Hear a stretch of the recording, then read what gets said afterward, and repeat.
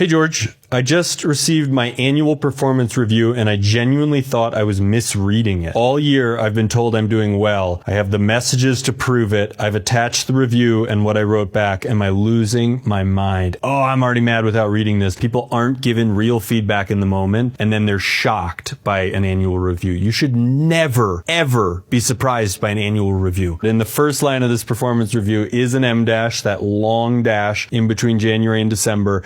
In my experience, that's a sure sign of AI. So we've got several categories here. Communication. Mara has struggled to keep stakeholders consistently informed throughout the review period. Updates have at times been reactive rather than proactive, resulting in uncertainty. You must be specific so that the person understands it and can take it as real feedback. This is vague. Quality of output. While Mara shows capability, the quality of work delivered has been inconsistent. Some submissions have required significant rework and have not met the standard expected at this level. Something's getting lost here, right? Because if that were true, if she were told this doesn't meet the standard expected at this level, rework this, she would know that she'd had struggle points throughout the year. Feedback suggests she can be difficult to work with under pressure. And by the way, every section here is negative, and a review should never be that. If all you're doing at the end of the year is saying bad, that's on you. Summary, Mara is encouraged by who? Stop using passive voice. To use the coming review period to demonstrate greater ownership, consistency, and proactivity. A development plan will be arranged. This is how she's learning she's going to get on a PIP. Not okay. Mara then sends me her response to Paul. Paul, I've read this review carefully and I have to be direct. It does not reflect anything I was told this year. I want to go through each point. Good for you. I smell receipts coming. Y'all know I love receipts. On communication, in March you emailed me to say my stakeholder updates on the Birkenhoff project were exactly the right level of detail and exactly on time. I can forward that if needed. This is the level of specificity I've been looking for. She is doing exactly what you're supposed to do. You're supposed to say,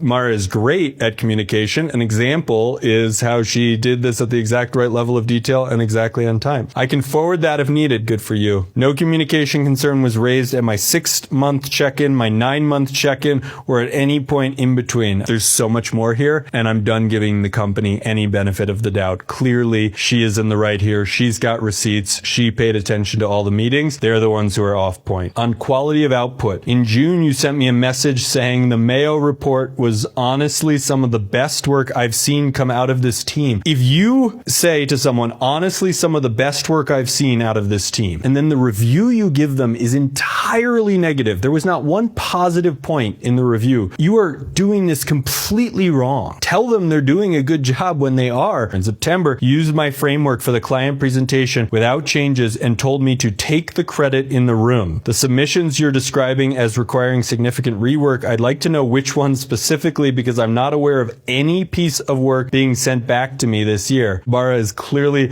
on top of her shit, and they are the ones who are clueless. On initiative, in August, you gave me the Golden Project unsolicited because, in your words, you knew I'd run with it without needing hand-holding. The Golden Project was not part of my standard duties. I took it on in addition to my existing workload. That is in the email trail. On collaboration, I'd like to know who provided the feedback that I'm difficult to work with under pressure. Such a good question. Get into specifics because I'd like the opportunity to respond to it. A vague reference to unnamed sources in a formal review is not something I can address or appeal without more information. Mara, I want to hire you. You seem amazing. I'm not disputing that there's room to grow. There always is. Doesn't sound like you are, by the way. What I'm disputing is that this review reflects my actual year. The written record of this year tells a different story, and I have all of it. I'd like this reviewed before I sign it. Mara. I love this. Mara, you're not losing your mind. This is completely incoherent and clearly contradicts the record that you have throughout the year. You sound like an awesome employee who frankly needs to be at a different place of work. I'm sorry that you're here. You deserve better than this, and I hope you find it.